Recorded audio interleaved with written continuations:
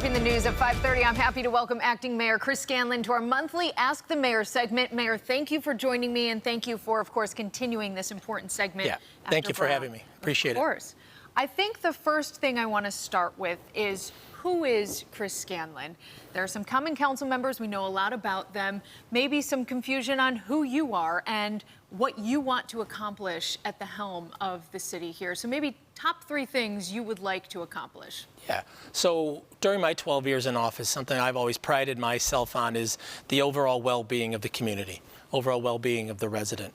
And so one of my few top priorities are, quite frankly, to ensure that Buffalo is a clean, safe, healthy, innovative city.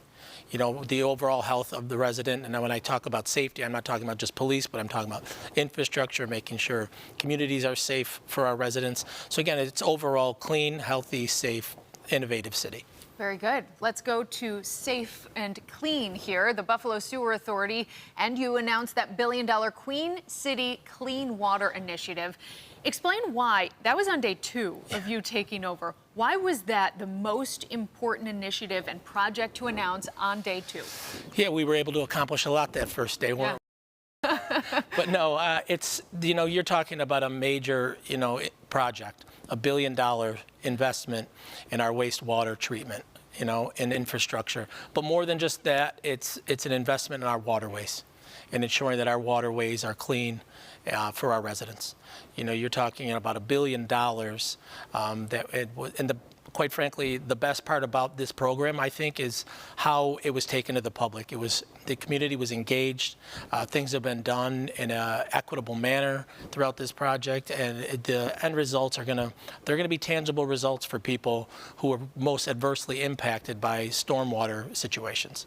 Stormwater situations, meaning when it rains a certain amount, some of that stormwater and sewer water can end up in our beautiful waterways here. Correct, and our waterways, our homes, right? So, you know, with the system that we have, you know, this $1 billion investment is going to mitigate a lot of that. And so, again, the fact that, and just not just the dollar amount's important, but the fact that this project was rolled out, the way that it was pulled together by engaging with the community, talking to them, listening to them. One of the things I pride myself on, and this administration is going to pride itself on, is communication with the public. And we don't know what's going on in neighborhoods. We can't help. We don't know what things are successful in our neighborhoods. We can't build upon them. So we're going to make sure we communicate just like we did with that project. Very good. Another $1 billion project, that 33 project. It's stalled right now in the courts. But New York State, the city of Buffalo, and some residents believe it will reconnect a divided city. Other residents believe it'll do no good and it'll actually harm some of the environment along the way. What are your thoughts on it? Yeah, so here we are, we're talking back-to-back billion-dollar projects, right? Yeah. And, you know, I mentioned the communication side of things and engaging the public, and I think that's what's key to this project. I know it's in litigation now, and you're talking about making repairs to and making up for some damage to a neighborhood that took place decades ago and what it did to that neighborhood. But I think the key component here is that I think if everyone gets in a room and talks about this, you know, you can figure it out. We can rectify the situations of the past, but also take into concerns the residents have about the project. And I think if we just get in a room, we can figure that out. Okay, I like it. Bray Miller Market continues to struggle. That comes a year after the city gave them a bit of a bailout, over $500,000. We're doing an update on that. Jeff Pravala is following that story today for us. What are your thoughts on, will the Bray Miller Market survive? Will they potentially close? And do you know if they've asked for any other money? As of right now, I am not aware of them asking for any other money.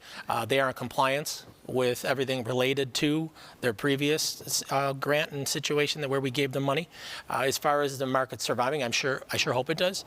We absolutely need a supermarket in downtown Buffalo. It's just this situation's pretty. Yeah. You know, this market opened up in 2020, just prior to a global pandemic, where you saw no one downtown. And then even after the pandemic, you see a third of people not returning to downtown. So it's a very unique situation. The owner took a chance on opening up in downtown Buffalo. We hate to see him go out of business. We would love to see him stay in business and serve downtown Buffalo. But I think with communicating with him, I think we just have to make sure that he's taking the necessary steps to be successful as well. No big updates there then on that? No request for additional funding as far as I know. Okay.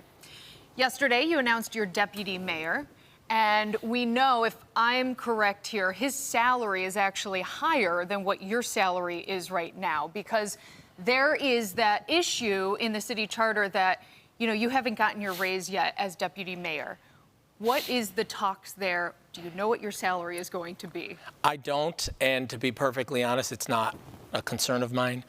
It'll get figured out. I know the comptroller sent a letter to the Corporation Council asking about it, but I took an oath in January to be the council president, and part of those responsibilities were to assume these roles, and whatever is figured out, that's fine. I'm not going to go around saying I deserve a certain amount of money. I'm there to do a job on behalf of the residents of the city of Buffalo, and that's what we'll do.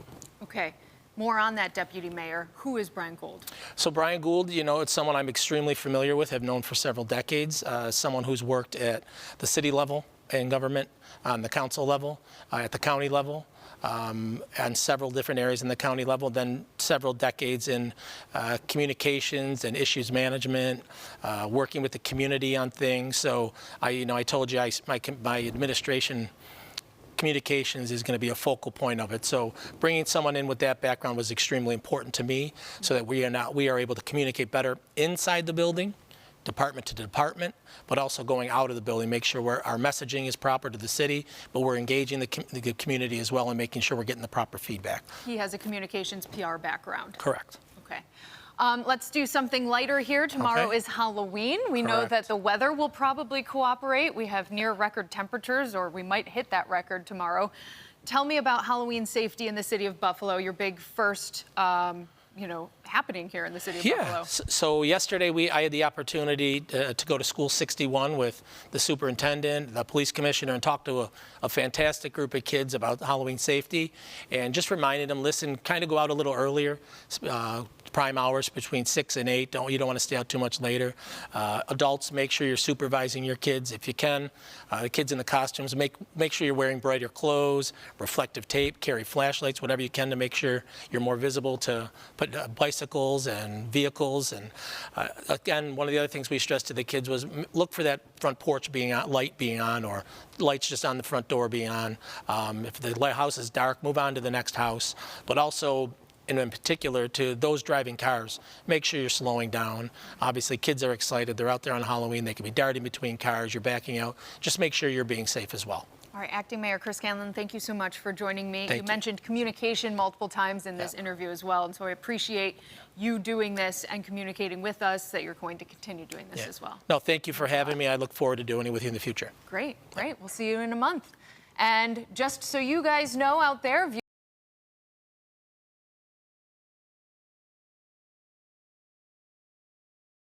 to Todd, we're talking about those